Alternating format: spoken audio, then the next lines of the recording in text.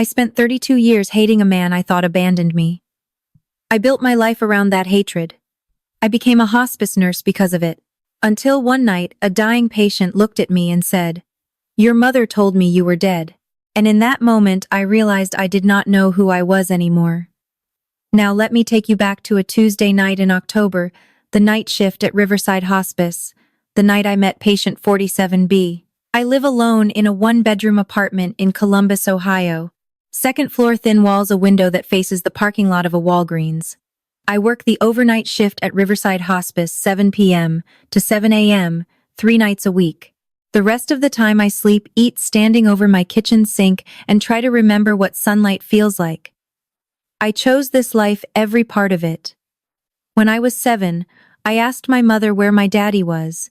She was washing dishes. I remember because her hand stopped moving. The water kept running. She did not turn around for a long time. "He chose drugs over you, baby."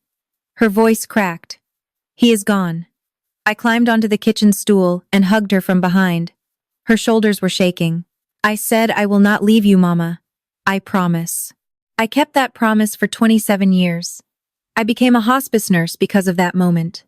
Because I know what it feels like when someone walks away from you. Or at least I thought I did. I wanted to be the person who stays. The one who holds your hand in the dark at 3 a.m., when the morphine drip clicks, and your family is too tired or too scared to sit with you anymore. Every patient I have ever cared for, every hand I have held while someone took their last breath, all of it traced back to that kitchen, that running water. My mother is shaking shoulders. I did not know it yet, but everything I just told you, every word my mother said that day was a lie. The running water was real. The shaking shoulders were real. But the story, the abandonment, the drugs, all of it fabricated. October 14th, Tuesday. My shift started at 7, like always. I clocked in, checked the board, grabbed my clipboard. New admission in room 12B. Robert Lawson, 55, pancreatic cancer, stage 4. Transferred from a hospital in Wheeling, West Virginia. A friend, his son who lived in Columbus, had arranged the move so he could be closer during the final stretch. I did not think anything of it. We get transfers all the time. I walked down the hall. The fluorescent lights hummed that flat, tired hum they always do after midnight. Room 12B was at the end of the corridor past the supply closet that always smells like hand sanitizer and grief. I knocked twice, pushed the door open. He was thin, jaundiced, that deep yellow that tells you the liver is losing. His cheeks were hollow, his arms bruised from IV lines, but his eyes were open, alert, watching me. "Good evening, Mr. Lawson," I said. "I am Faith, your night nurse. I am going to check your vitals and make sure you are comfortable." He nodded, polite, quiet. I wrapped the blood pressure cuff around his arm and noticed his hands, thick calluses across the palms, scarred knuckles, the kind of hands that have spent decades gripping tools. A carpenter's hands, a builder's hands. I leaned across him to adjust the IV line. My badge swung forward on its lanyard, and I felt his fingers close around it. Firm, sudden, stronger than a man that sick should be. I looked down. He was staring at my badge. His lips were moving, but no sound came out. Then his eyes filled with tears. His hand was shaking. My badge was shaking with it. And then this dying man, this stranger, looked at me and started to cry. "Lawson," he whispered. "Your name is Lawson." I stepped back, gently pulled my badge from his grip. "Sir, it is okay. You are safe. Can you tell me what is wrong?" He could not stop staring at me. His eyes moved across my face like he was reading something written there, something I could not see. "How old are you?" His voice was raw, barely above a breath. 34. He closed his eyes. His jaw clenched. A tear slid down the side of his face and disappeared into the pillow. "I looked for you for 32 years. The heart monitor beeped steady behind him. The IV drip clicked. I stood perfectly still. "Sir, I think you might be confused. The medication can sometimes your mother." He opened his eyes. "Connie Mitchell." My blood stopped. Connie Mitchell.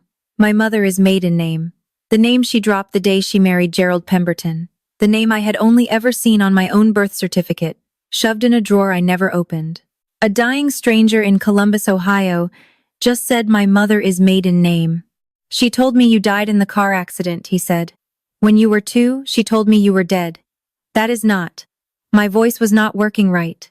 Sir, my father was a drug addict who abandoned us. He died years ago. Robert Lawson looked at me with something I had never seen in a patient's eyes before.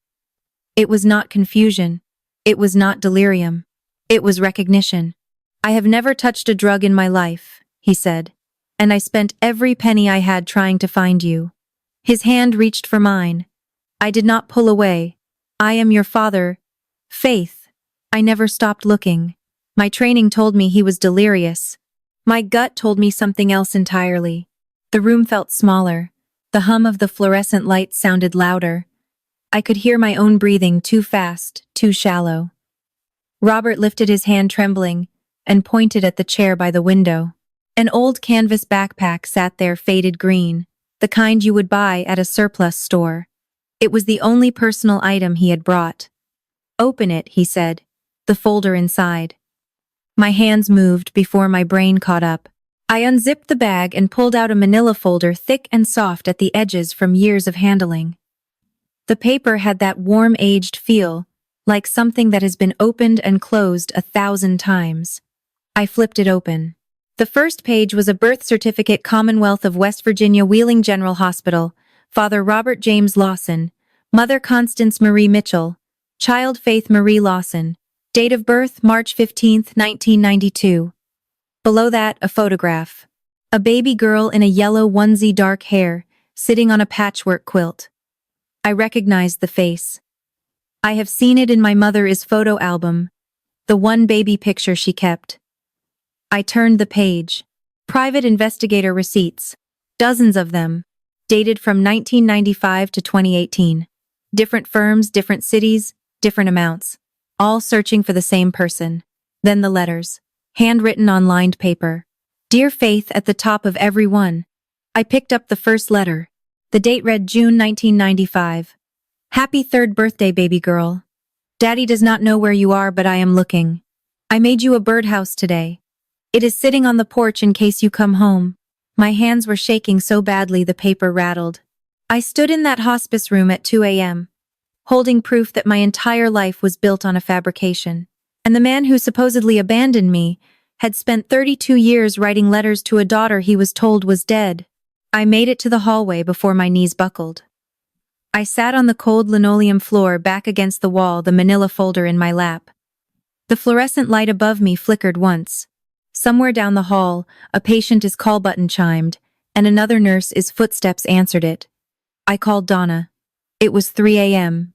She picked up on the second ring. That is the thing about hospice nurses. We never fully sleep. Faith, what is wrong? I think my patient is my biological father. I heard the words leave my mouth, and they sounded insane. And I think my mother lied to both of us for 32 years. Silence. Then tell me everything. I told her the badge, the name Connie Mitchell, the birth certificate, the letters, the investigator receipts, all of it in a rush, sitting on the floor of a hospice hallway at 3 a.m. Dana did not interrupt. When I finished, she exhaled slowly. Can you verify any of this independently? The birth certificate matches? The maiden name is right? The dates line up? Then you need to find out the truth. Faith, not for him, for you. I looked down the corridor toward room 12B. Through the cracked door, I could see the green glow of his heart monitor the steady rhythm of the line. He was sleeping now. The machines breathed for him in that mechanical way that always sounds lonelier than silence. This man, this stranger who knew my mother's maiden name, had 4 to 6 weeks to live. Maybe less. If I said nothing, he would die believing his daughter was dead. If I confronted my mother, I would blow apart 32 years of the only story I had ever known. But there was something else in that folder. Something I did not see until the next morning. I went back to Robert's room at 6 a.m., just before my shift ended. He was awake. Weaker than the night before, but his mind was sharp. You learn to tell the difference between confusion and clarity in this job. His eyes were clear. I sat down. I need you to tell me what happened. From the beginning. He took a breath that cost him something. 94. You were 2. I came home from the shop. I built furniture, custom pieces, and the house was empty. Her clothes were gone. Your crib was stripped. Car was gone.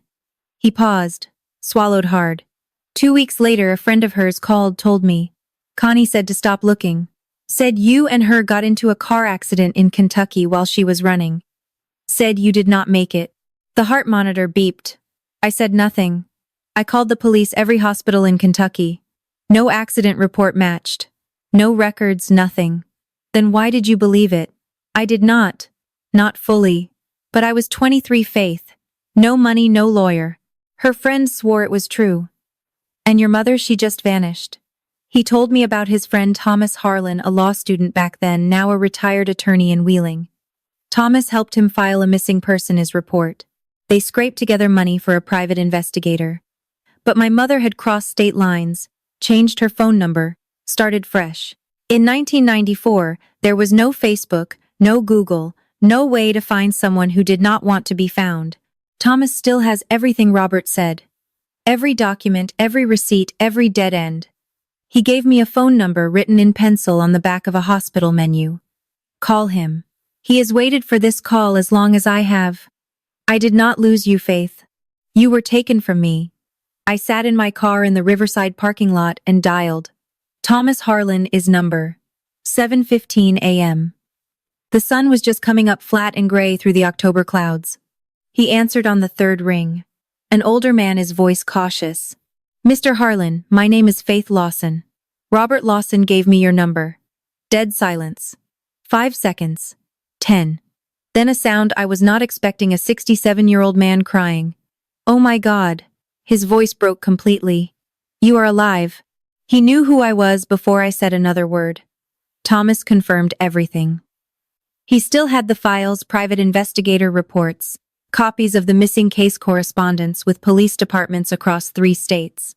He had kept them in a fireproof box in his office for 32 years. Your father spent his savings looking for you, Thomas said. He refinanced his house twice, sold his truck. He never remarried Faith. He never stopped. Why did not he go to the police again? He did multiple times. But without proof, she faked the accident. It was his word against hers, and she was the mother. In 1994, that meant something different than it does now. Then Thomas said something that made me pull over. I still have the original missing persons file. And something else. A letter your mother wrote to Bobby in 1994. She did not mail it. Her friend gave it to him later. In that letter she admits you were alive. I gripped the steering wheel. She wrote it down. In her own hand. Bobby has kept the original. I have a notarized copy. The sun broke through the clouds for a moment and lit up the dashboard. I stared at it without seeing anything. So now I had a dying father. I had never known a mother who had lied to my face every single day, and a question I could not avoid any longer. What do I say to her? I need to pause here for a second, because right now I am standing in the parking lot of a hospice at 7 a.m. And a 67-year-old attorney just told me my mother wrote a letter in her own handwriting, admitting I was alive, and she still let my father believe I was dead for 32 years. If your mother ever lied to you about something that changed your entire life, if you ever found out a truth that rewrote your past, type, rewrite in the comments. And if you are still here, hit that subscribe button, because what I did next, I still do not know if it was the right thing. Now back to that October Sunday. 4 days after I met Robert, I drove 45 minutes to my mother's house in the suburbs outside Dayton, the Pemberton house. That is how I had always thought of it, not as mine but as theirs. A 4-bedroom colonial on a cul-de-sac, manicured lawn. Gerald is Lincoln, in the driveway, a blessed sign over the front door. Dinner was pot roast. Gerald talked about the dealership, something about a fleet order from a construction company. My mother passed the bread and asked about my shifts. Normal, perfectly normal. I waited until Gerald got up to refill his iced tea. Mom, what was my real father's full name? Her fork stopped halfway to her mouth just for a second, a hitch so brief you would miss it if you were not looking. But I was looking. Robert something. She set the fork down. I do not remember. Why? Robert James Lawson, born 1971 in Wheeling, West Virginia, carpenter. The dining room clock ticked. Gerald came back from the kitchen and looked between us. Where is this coming from? My mother said. Her voice was steady, now controlled. Did someone contact you? I noted her phrasing. She did not say, "How do you know that?" She said, "Did someone contact you?" The response of a person guarding a secret, not a person hearing something for the first time. I did not say he contacted me, Mom. I said his name. Faith. She folded her napkin, precise, deliberate folds. That man nearly destroyed us. I protected you from him. I am not doing this at the dinner table. Gerald set his glass down. Connie, what is going on? Nothing. She stood up and started clearing plates. Faith is bringing up ancient history. It is nothing, but her hands were shaking. The plates rattled when she stacked them. She ran the faucet hard. Water hit the steel sink like static. I followed her into the kitchen. Gerald stayed at the table, confused, a forkful of pot roast frozen in midair.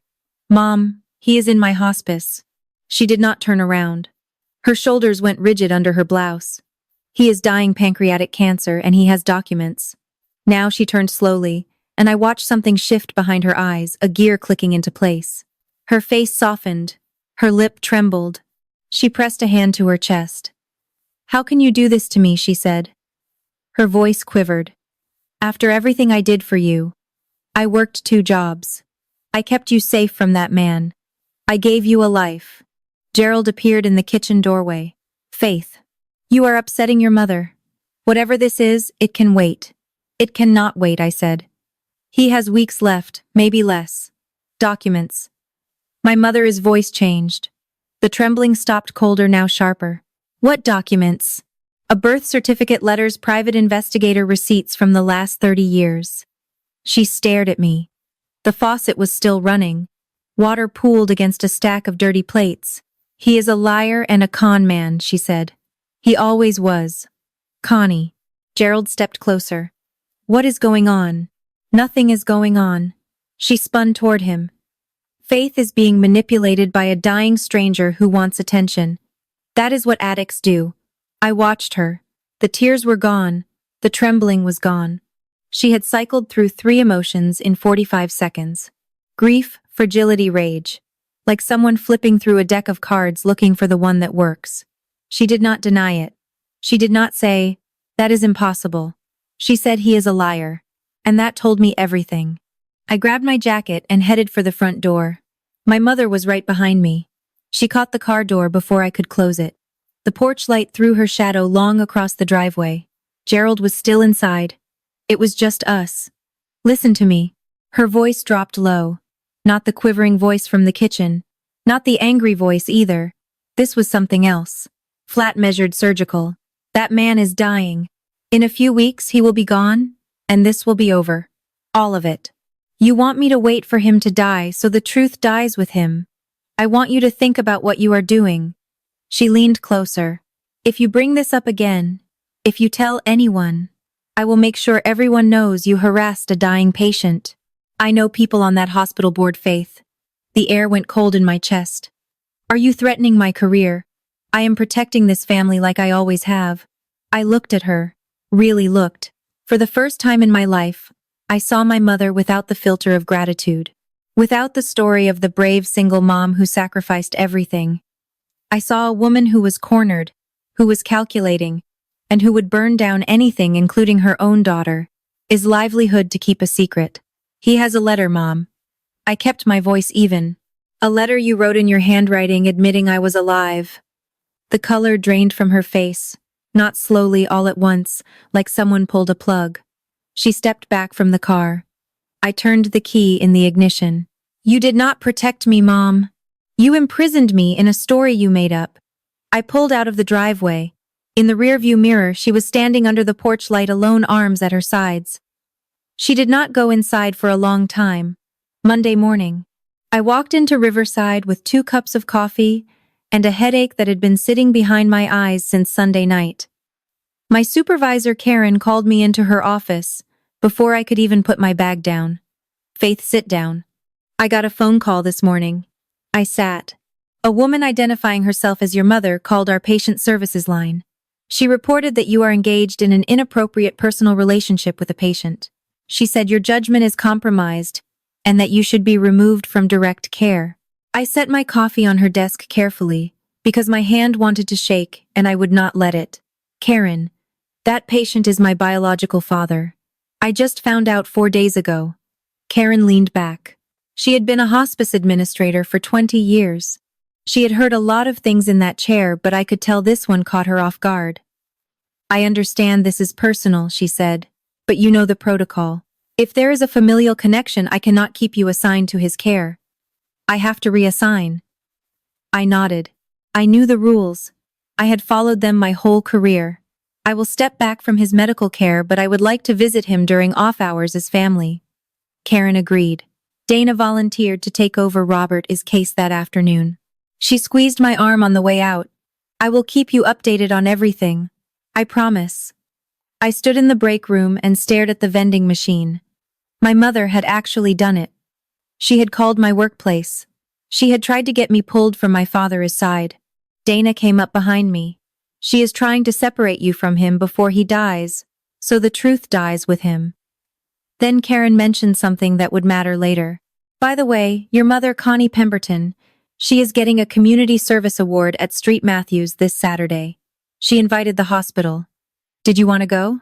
Thomas Harlan gave me a phone number for Margaret Lawson. My grandmother Robert is mother. 78 years old, still living in the same house in Wheeling, West Virginia, where my father grew up. I dialed the number on my lunch break, sitting in my car with the engine off and the October wind rocking the frame. An older woman answered. Careful voice, the kind of person who does not get many calls anymore. Mrs. Lawson, my name is Faith. Faith Lawson. Thomas Harlan gave me your number. 10 seconds of silence. I could hear a clock ticking on her end. Then a sound small, broken, like a teacup cracking. I know your voice. She was crying. You sound exactly like your daddy when he was young. I pressed my forehead against the steering wheel. She told me things I was not ready to hear. She had kept my nursery. 32 years, and the room was still there. Butterfly wallpaper faded now, and the oak crib my father built before I was born. She had not changed a thing. Bobby never gave up, she said. He went to the missing children's database every year. Updated your photo what he thought you might look like at 5, at 10, at 15. He had an artist draw them. Every Christmas he bought me a present. Wrapped it, labeled it, put it on the shelf in that room. I have a box of birthday presents for you, Faith. 32 of them. One for every year. Then she told me something that landed like a fist. Your mother called me once 1998. She said, stop looking. She is gone. I asked, is she really dead? And Connie said, she is to you. My grandmother had spent 28 years carrying that sentence. Your daddy never celebrated another birthday after you were gone, Margaret said. He told me birthdays do not count when your child is missing. The FedEx envelope arrived at my apartment Wednesday afternoon. Thomas Harlan had sent it overnight from Wheeling. I sat on my kitchen floor. I do not know why the floor. Maybe because everything solid felt like it was dissolving, and I needed something flat and cold beneath me. Inside the envelope, 3 items. The first was a letter handwritten on notebook paper, the kind with the blue lines and the ragged edge where it was torn from the spiral. Undated, but Thomas's note said it was from early 1994, given to Robert by a friend of my mother, who had a crisis of conscience, months after delivering Connie's original message. I read it. End of crisis. I read it. Bobby, I am leaving and I am taking Faith. Do not come looking. I told everyone she died. It is easier this way. I need a clean start. She will be better off not knowing you. I read it again and again. I held the paper up to the light. I compared the handwriting to a birthday card my mother had sent me the previous March. Happy 34th, sweetheart. Love, Mom. The looping A, the sharp downstroke on the Y, the way she crossed her T high identical. The second item was a private investigator, report from 2003. The investigator had tracked a Connie Pemberton to Dayton, Ohio, married to Gerald Pemberton. Daughter named Faith enrolled in Fairview Middle School. By the time Robert scraped together money to send someone in person, my mother had moved us across town again. The third item was a photo. Robert, maybe 23, holding a baby girl in a yellow onesie. He was grinning so wide his eyes were almost closed. On the back in pencil, Bobby and Faith, 4 months. I sat on my kitchen floor with that letter in my hands and read one sentence over and over. It is easier this way. Easier. She stole 32 years from my father and from me because it was easier. Thursday. Donna called me at noon. Faith, his numbers are dropping. Billy Rubin is through the roof. He is sleeping more. I would say 2, maybe 3 weeks now, not 4. I drove straight to Riverside after my shift ended. I was not his nurse anymore. I signed in as a visitor. Family. Robert was propped up on pillows thinner than 5 days ago. But when I walked in, his eyes lit up. He patted the edge of the bed. We talked. Not about my mother, not about documents or timelines or lies. We talked like a father and a daughter trying to fill 32 years into an afternoon. He told me he had built me a crib from white oak before I was born, carved little birds along the headboard. Took me 3 weeks, he said. Your mama said I was crazy spending that long on something a baby would outgrow in a year. It is still at Grandma's house. Margaret would not let anyone touch it. He asked the question I had been dreading. Did Connie, your mother, did she at least treat you well? I thought about it. Really thought. She fed me, clothed me, kept a roof over my head, pushed me through school. But she also controlled every conversation, every memory, every question I ever had about my past. She built a wall around my history and told me it was a garden. She gave me a roof and a story, I said, but not the truth. Robert nodded slowly. I do not want you to hate her. I just want you to know I never left. I was here the whole time. Then he told me one more thing. In 2010, my mother contacted him out of the blue. She wanted money. Margaret owned some land and Connie heard about it through an old connection. Robert refused. Connie disappeared again. She had known he was alive. She had known he was still looking, and she went home and looked me in the eye and told me he was dead. Friday afternoon my phone rang. Mom. Her voice was honey warm, bright like nothing had happened, like Sunday dinner was a dream I had had. Honey, you know my tribute is tomorrow. The whole church will be there. Pastor Williams is giving a speech about my years of service. I need you front and center. Mom, we need to talk about. Not now. She cut me off cleanly. Tomorrow wear something nice. Gerald is handling the flowers. Mrs. Patterson is doing the slideshow. I listened to her describe the event. 200 people, a podium, a projection screen, 30 years of photos, Connie volunteering at food drives, Connie mentoring young mothers, Connie raising her daughter alone against all odds. The centerpiece of the slideshow, she said, was a sequence titled A Mother is Sacrifice. Photos of her and me through the years. First day of school, high school graduation, nursing school commencement, all narrated by a story that never happened the way she told it. I called Dana after I hung up. She is going to stand on that stage and tell 200 people she raised me alone because my father abandoned us while he is dying 20 minutes away. So what are you going to do? I am going to go. And I am going to listen, and then we will see. I want you to know something. I did not plan anything that night. I did not sit at my kitchen table rehearsing a speech or packing ammunition. I did not walk into that church with a script or a vendetta. But my mother had a plan. She had had one for 32 years, and her plan required me to sit quietly and smile while she performed the role of a lifetime in front of everyone who had ever trusted her. I just could not do it anymore. Thursday evening, I visited Robert one last time before Saturday. He was sitting up. A good day, the nurses said. Some color in his cheeks. He had eaten half a cup of broth, which for him now was a feast. He reached under his pillow and pulled out a small wooden box, maple hand carved shaped like a heart. The grain was polished smooth from years of handling. I made this for you when you were 1, he said. Carried it with me everywhere. Hospital to hospital, apartment to apartment.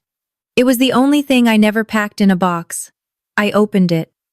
Inside, on a folded slip of paper, in careful pencil letters, Faith Marie Lawson. My heart walks outside my body. I cried. I had not cried in years. Not when patients died. Not when relationships ended. Not when I sat alone in my apartment on Thanksgiving and pretended I was fine. But I cried then. Sitting on the edge of a hospice bed, holding a wooden heart a man carved for a daughter he thought was dead. Robert let me cry. He did not say anything. He just held my hand and let me. When I could speak again, I called Margaret on video. She answered from the kitchen in Wheeling. When she saw Robert and me together on the screen, she pressed her hand to her mouth and made a sound that was not a word. Just 32 years of grief escaping through a 4-in phone. Bobby, she whispered. She is there. She is really there. I know, Mom. I can see her. I promised her I would come to Wheeling, that I would see the room, the crib, the presents. Robert smiled. The first real smile I had seen from him. There is one more thing Thomas has, he said. A cassette tape. Your first words. I recorded them. He paused. You said Dada first, by the way. Your mother was furious. Saturday morning I stood in front of my bathroom mirror in a navy blue dress I had not worn since a coworker's wedding. My hair was pulled back, minimal makeup. I looked calm. Inside I was detonating. The manila folder sat on my kitchen counter. I stared at it. Then I picked it up and slid it into my purse. I did not decide to use it. I just could not leave it behind. I called Dana from the parking lot of my apartment building. I do not know what I am going to do. You will know when you get there, she said. Trust yourself. I drove 16 minutes to Street Matthews Community Church. It was a brick building with white columns and a steeple that needed painting. The parking lot was full. Buicks, Fords, a couple of Lexuses from Gerald is dealership friends. A banner stretched between two poles near the entrance, celebrating Connie Pemberton 30 years of faithful service. Of faithful service. I sat in the car for 2 full minutes, both hands on the wheel, engine off. Then I got out. The fellowship hall was set up with rows of folding chairs, 200 at least. White tablecloths on the refreshment tables. A podium with a microphone. A projection screen showing a slideshow on loop. Connie at the food pantry. Connie with the youth group. Connie holding a plaque. I saw Gerald in the front row, pressed shirt, polished shoes, beaming. Pastor Williams stood near the podium reviewing note cards. Mrs. Patterson fussed with the laptop connected to the projector. And there was my mother's center stage navy dress. We matched, and the irony of that was almost too much. She was smiling the way she always smiled, in public, wide, warm, unassailable. She spotted me, waved. I sat down in the 3rd row. My folder was in my bag. My hands were steady. Pastor Williams walked to the podium. Today, he said, we honor a woman whose greatest achievement was raising her daughter alone with nothing but faith and courage. The church erupted in applause. I did not clap. My mother stepped up to the podium. The applause faded into that respectful quiet you only hear in churches and courtrooms. The slideshow started behind her. Baby photos of me. My mother holding me in a hospital gown. But I knew now that the man cropped out of the frame was Robert, not some anonymous nurse. Connie at a playground pushing me on a swing. First day of kindergarten. When Faith's father abandoned us, she began, I had nothing. She paused for effect. 200 people leaned forward. No money, no family nearby, just a 2-year-old girl and a prayer. A woman in the 2nd row dabbed her eyes with a tissue. Gerald nodded, chin high. I worked 2 jobs waitressing during the day, cleaning offices at night. I did not sleep for 2 years. She laughed softly. The audience laughed with her. She turned to look at me. The slideshow landed on my nursing school graduation photo. And my daughter, my beautiful Faith, she became a hospice nurse. She takes care of the dying. Her voice cracked perfectly, because she knows what it feels like to be left behind. I felt the blood climb my neck. My ears went hot. She was using me, my career, my pain, the entire identity I had built on a lie she created. She was performing it for 200 witnesses like a one-woman show. I want to thank my daughter for never giving up on me, she said, even when her father gave up on us. She just slandered a dying man in a church. A man lying in a hospice bed 20 minutes away holding a wooden heart he carved for a daughter he thought was dead. She looked at me and smiled, and I realized she was not honoring me. She was using me. One last time. Let me stop here because I know some of you are screaming at your screen right now. I know because I was screaming inside too. My mother was standing on a stage in a church calling my dying father an abandoner while he lay in bed 20 minutes away, holding a box he carved for me when I was one. If you have ever watched someone lie about you, or about someone you love in front of a crowd, type enough in the comments. Because what happened next, I did not plan.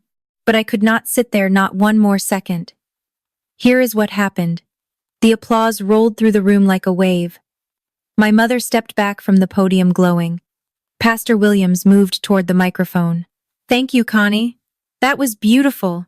He looked out at the audience. Would anyone like to say a few words about our guest of honor? Silence. The polite kind where everyone smiles and waits for someone else to go first. I stood up. My mother's smile widened. She tilted her head. The proud mother tilt the one she had practiced in mirrors. She thought I was going to thank her. I walked to the stage. My heels clicked on the wood floor, each step louder than the last. 200 people watched me climb the 3 steps to the podium. I adjusted the microphone, took one breath. Thank you, Pastor Williams, and thank you all for being here today. I looked at my mother. She was standing 4 feet to my left, still smiling, hands clasped in front of her. The slideshow behind us glowed with a photo of her and me at my college graduation. Mom, I said you have told this story for 32 years. The story of the father who abandoned his daughter. You told it to me. You told it to Gerald. You told it to this church. Her smile flickered a micro movement. Most people would not have caught it. And tonight, I am going to tell you the truth. The room went still. Not quiet still. The kind of silence where you can hear the person next to you swallow. Gerald uncrossed his legs. Pastor Williams took a half step back. My mother's hands still clasped tightened until her knuckles turned white. I was not shouting. I was not shaking. I was speaking the way I speak to families in the middle of the night, when I have to tell them their loved one does not have long. Calm, clear, steady. I am not here to humiliate my mother. I am here because a man is dying, and he deserves for the truth to be heard at least once. My father did not abandon me. The words landed on the room like a stone in a pond. I could see the ripples. A woman in the 4th row put her hand over her mouth. A man near the back leaned forward, elbows on knees. His name is Robert James Lawson. He is a carpenter from Wheeling, West Virginia. He has never used drugs in his life. And right now he is dying of pancreatic cancer at Riverside Hospice 20 minutes from this church. A gasp. Several gasps actually layered on top of each other like a chorus. In 1994, my mother took me across state lines. She told my father I had died in a car accident. She told me he was a drug addict who abandoned us. She did this so she could start a new life. I kept my eyes on the middle of the room, not on my mother. I could feel her beside me, vibrating like a wire about to snap. My father spent 32 years searching for me. He hired private investigators. He filed missing persons reports. He wrote me a letter for every birthday. 32 letters. I have read them all. I heard a chair creak in the front row. Gerald. And I have her handwritten letter. I turned to look at my mother for the first time. In her own handwriting, addressed to a friend, in which she admits I was alive and she was hiding me from my father. Faith, stop. My mother lunged toward the podium. You do not know what you are, Mom. My voice did not rise. I know everything. Gerald stood up. His face had gone from ruddy to gray. The woman next to him reached for his arm, but he did not seem to feel it. The church was so quiet I could hear the ceiling fan. My mother grabbed the edge of the podium. Her knuckles were bone white. She is confused, she said to the room. Her voice had that stretched quality. Too tight, too bright. That man is manipulating her. He is a dying con man who wants. I opened my purse, pulled out the manila folder, unfolded the letter. Bobby, I read aloud. My voice carried through the microphone and bounced off cinderblock walls. I am leaving and I am taking Faith. Do not come looking. I told everyone she died. A woman in the middle section made a sound. Not a word, just a sharp intake of breath that cut through the room. I looked at my mother. That is your handwriting, Mom. I have been reading it on birthday cards for 30 years. She opened her mouth, closed, it opened it again. Nothing came out. Connie. Gerald's voice came from the front row. Raw. Is this true? Gerald, do not. Is this true? The silence stretched 5 seconds. 10. My mother's eyes swept the room looking, I think, for one friendly face. One person who would stand up and say this was all a misunderstanding. She did not find one. She did not say no. A rustling in the middle of the room. Helen Bradford, 70 years old, charter member of Street Matthews, picked up her handbag, stood and walked out. She did not slam the door. She just left quietly, the way people leave when they have made a decision they will not reverse. Then another woman stood. Then a couple near the end of the row. Gerald sat back down heavily. He put his hands over his face. My mother stood on the stage she had built for herself in front of the slideshow she had curated beneath a banner with her name on it. And for the first time in 32 years, the audience was not clapping. I did what I had to do, she said to no one, to everyone. You do not understand. I folded the letter, slid it back into the folder, closed the clasp. I looked at my mother one more time. She was gripping the podium like it was the only thing holding her up. Maybe it was. I am not doing this to hurt you, I said. But I spent 32 years grieving a father who was grieving me. That ends today. I stepped back from the microphone. I am going to see my father now. If you have anything truthful to say to me, not excuses, not threats, not after everything I did for you, you know where I am. I walked down the 3 steps. My heels sounded different now, lighter. Or maybe it was just that the silence made everything louder. Pastor William stood off to the side, hands at his waist, staring at the floor. He looked like a man whose sermon had just been rewritten by someone else. I moved down the center aisle. 200 faces. Some looked at me with pity, some with admiration, some could not look at me at all. A woman I did not recognize squeezed my arm as I passed. An older man nodded once. Near the back, a woman, gray-haired, thick glasses, caught my hand. God bless you, honey, she whispered. I did not stop. I did not turn around. Behind me, I heard Gerald, his voice muffled and cracked. 30 years, Connie. 30 years, you told me. I pushed open the double doors. The October air hit my face, cool and sharp, and I gulped it like water.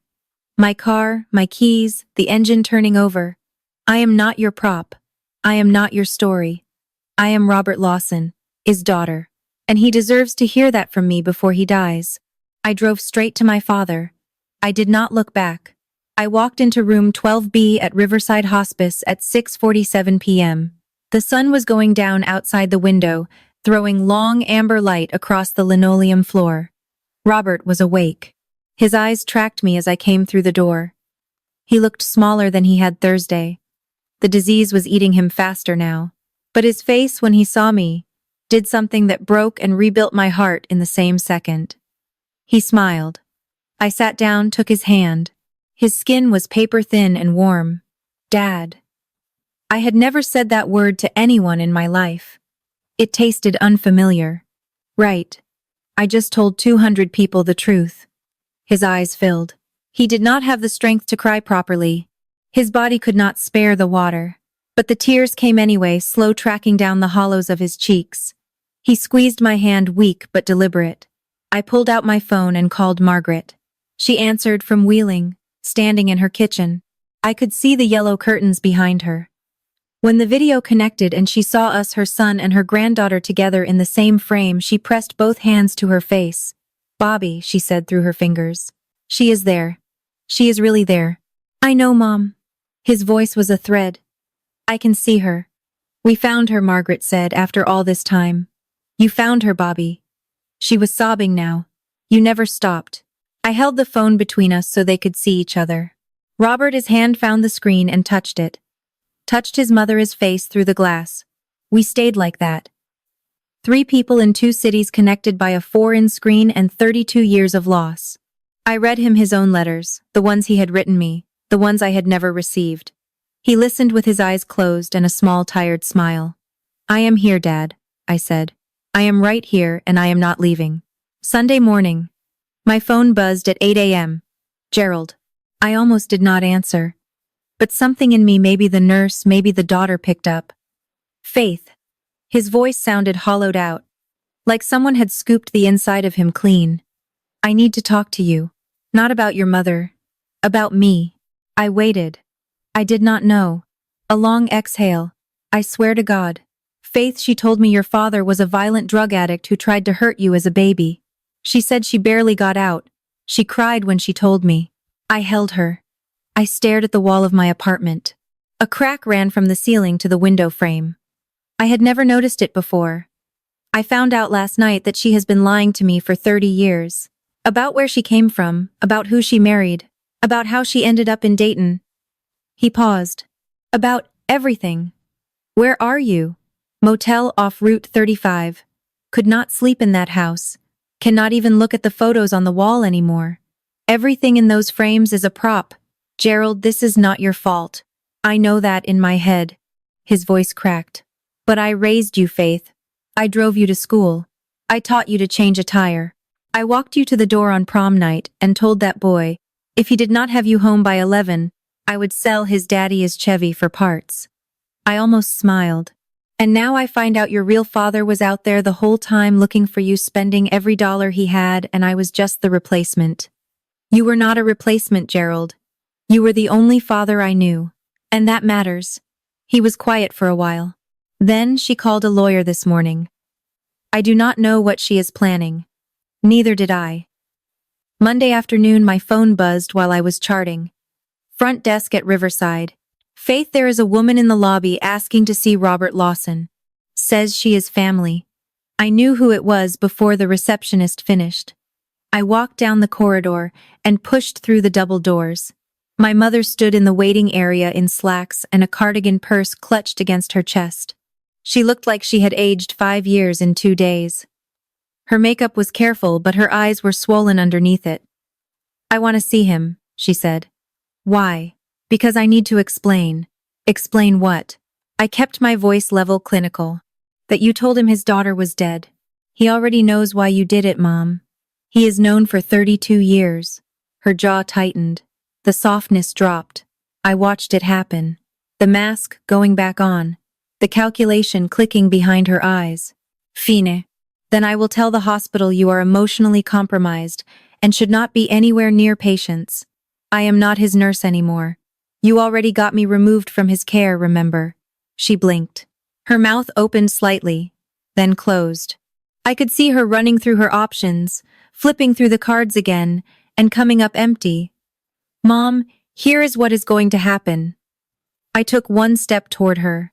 Not aggressive, just close enough that she could not look away. I am going to spend whatever time Dad has left with him.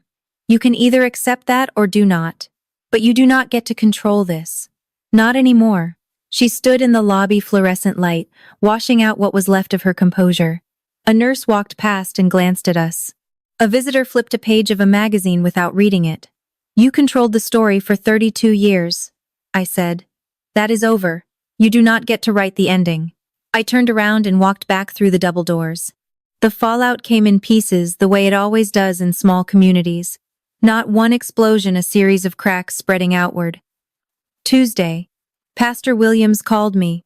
His voice was gentle, careful the way pastors sound when they are delivering news they have prayed about. Faith, I wanted you to hear this from me. The church leadership met last night. Connie's Community Service Award has been formally withdrawn, and we have asked her to step down from the Women's Ministry Council effective immediately. He paused. This is not about punishment. It is about trust. And trust once broken like this, well, he did not finish the sentence. He did not need to. Gerald filed for legal separation the same week. He kept the house. It was his before the marriage. The dealership was his name, his money, his credit. Connie moved into a 1-bedroom rental off Wilmington Pike. I heard this from Gerald, not from her. The neighborhood talked. Of course it did. Dayton is not New York. When someone falls from Gracet Street, Matthews, the whole zip code hears about it by Wednesday. I did not feel good about any of it. I want that to be clear. I did not go home and celebrate. I did not call anyone and say, she got what she deserved. I went home and sat in the dark and thought about the fact that my mother was alone now, and that part of it was my doing, and that the other part, the bigger part, was hers.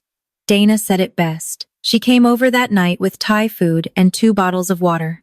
You did not destroy her life, Faith. She did. 32 years ago. Then something unexpected.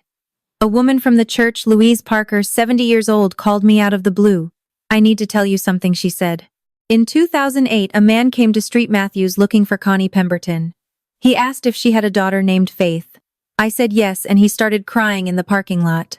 My father had come to my mother's church looking for me 18 years ago, and no one knew what it meant until now. I drove to Wheeling on a Saturday 2 hours, and change on I-70 through the hills of eastern Ohio and into the West Virginia Panhandle, where the trees were putting on their last October show, red and gold burning against a gray sky. Margaret's house sat on a quiet street, white clapboard, blue roof, a porch swing that looked like it had not moved in years, but had been wiped down recently. She was waiting at the front door. She did not say anything. She just wrapped her arms around me and held on. Her head barely reached my shoulder. She smelled like lavender soap and coffee, and she held me like she was trying to memorize the weight of me. "Come inside," she finally said. "I have something to show you." She took my hand and led me upstairs. Second door on the left. She opened it, and I stepped into a room I had never seen, but somehow remembered. Butterfly wallpaper faded. The purple had gone gray. The greens had turned to sage. The oak crib Robert built sat beneath the window. The carved birds along the headboard worn smooth by 32 years of Margaret running her fingers over them. And on the shelf along the far wall boxes, gift-wrapped 32 of them. Some in glossy paper, some in Sunday comics wrap, some in brown paper bags with hand-drawn ribbons, each one labeled in Robert is careful pencil. Faith age 3. Faith age 7. Faith age 16. I opened the first one, a cloth doll with yellow yarn hair, age 10. A beginner's science kit still in plastic. Age 16, a leather-bound journal. Age 21, a necklace with a small gold letter F. Each one had a card. "Happy birthday, Faith. Love, Dad." I sat on the floor of that nursery holding the cloth doll meant for a 3-year-old, and I cried until Margaret sat down beside me and put her arm around my shoulders and said nothing. Because there was nothing to say. 32 presents I never opened. 32 years I never got back.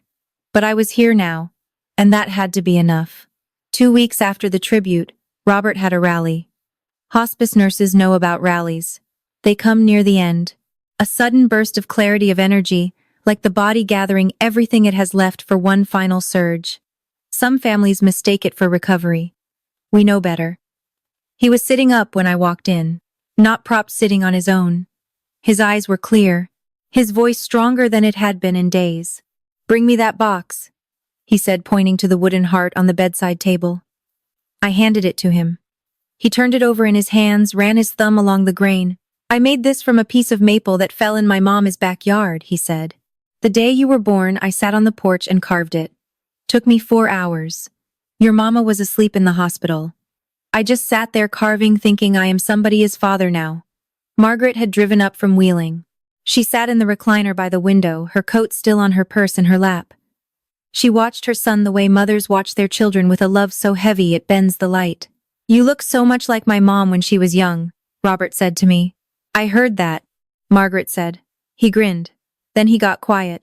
He held my hand with both of his. "I need you to promise me something. Anything. Do not carry this anger forever. What your mother did was wrong, deeply wrong. But anger is heavy. Faith and you have carried enough. I will try, Dad. And take care of Mom. She is stubborn as a mule, but she has got a good heart." I heard that too, Bobby. We laughed, all 3 of us. It was the first time and the last time we would laugh together. "I got to hold my daughter's hand one more time," he said. "That is all I ever wanted." 4 days later, 3:47 a.m., my phone lit up on the nightstand. "Dana. Faith, you should come." I did not ask questions. I pulled on jeans and a sweatshirt, grabbed my keys, and drove through empty streets with every light green, as though the city was clearing a path. Riverside was quiet the way it only gets between 3 a.m. and 5 a.m. That deep-held breath, quiet, where even the machines seemed to whisper. I walked into room 12B. Robert's breathing had changed, long, slow, irregular. The spaces between breaths stretched wider each time. 10 seconds, 15, 20. I had heard this pattern hundreds of times with other patients. I knew exactly what it meant. I sat down, took his hand. His fingers were cool. I pressed them between both of mine. "It is okay, Dad," I said. "I am here. You can go." I do not know if he heard me. I want to believe he did. His eyelids moved. Not open, just a flutter like someone dreaming. His hand tightened around mine. Once. Light but unmistakable. At 4:12 a.m., Robert James Lawson exhaled, and the exhale did not end. It just softened and softened until it became silence. The heart monitor flatlined. Dana came in, pressed 2 fingers to his wrist, looked at the clock, and wrote the time. I sat with him. 20 minutes. Maybe more. I did not count. I held his hand and looked at the wooden heart on the bedside table and the slip of paper inside it. Faith Marie Lawson. My heart walks outside my body. Then I picked up my phone and called Wheeling. "Is he?" Margaret's voice was already broken. "He is gone, Grandma." He was peaceful. And he was not alone. She sobbed once. Hard. Then he was not alone. Thank God, Faith. He was not alone. I had 19 days with my father. It should have been a lifetime. But those 19 days were enough to know I was always loved. We buried Robert James Lawson in Wheeling on a Wednesday. The church was small white paint wooden pews, a stained glass window that threw colored light across the floor when the afternoon sun hit it. Thomas Harlan had organized everything. About 60 people came. Neighbors. Former clients who remembered the cabinets and bookshelves Robert had built for their homes. A few men from the hardware store where he had bought lumber for 30 years. I sat in the front pew with Margaret. She wore a black dress and held my hand the entire service. Her grip was stronger than I expected. Thomas spoke first.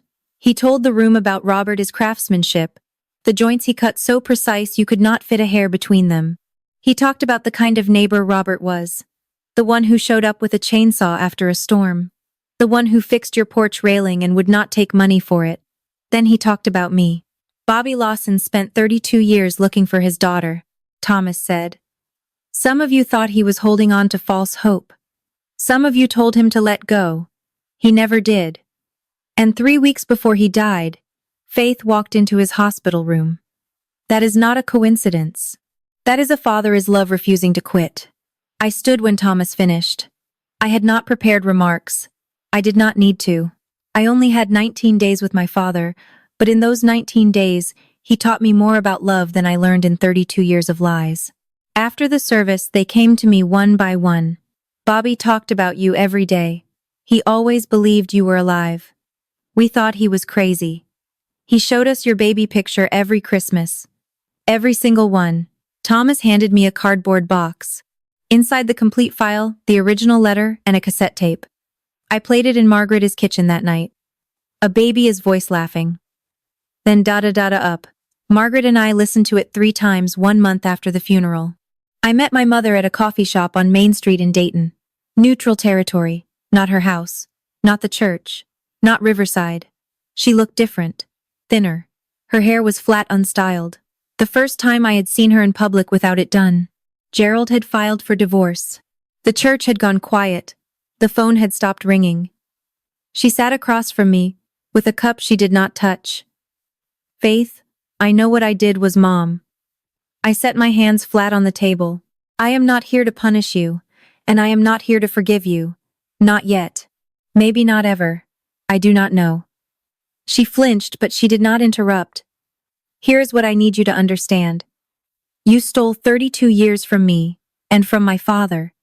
He died without getting those years back. I cannot change that. Nobody can." The coffee shop hummed around us. A barista called a name. The espresso machine hissed. "What I can do is decide what happens from here, and here is what happens." I held her gaze. "I am Robert Lawson, his daughter. That is part of my identity now. You do not get to erase it anymore. I will see Grandma Margaret. I will visit Wheeling. I will carry my father's name. Those are not requests." She stared at her untouched coffee. "If you want a relationship with me, it starts with honesty. Complete honesty. Not excuses. Not I did what I had to do. Not you do not understand. The truth. All of it. Every piece you have hidden. What if I cannot do that? she whispered. Then, we do not have a relationship. And that will be your choice, Mom. Not mine. I put a $5 bill on the table for the coffees, stood up, pushed in my chair. I loved the mother you pretended to be, I said. I am still learning who you really are, and until you can show me that person, the real one, I need space. I walked out. The bell above the door rang behind me. 6 months later, I live in Wheeling now. I transferred to the hospice unit at the regional medical center. Same work, different hills. I moved into Margaret's house. She needed someone around. I needed a family that did not require me to pretend. I kept Robert's workshop. It sits behind the house, a converted garage with a concrete floor and pegboard walls lined with chisels, planes, handsaws, clamps, everything, clean everything in its place. A carpenter is cathedral. Thomas comes by on Saturdays.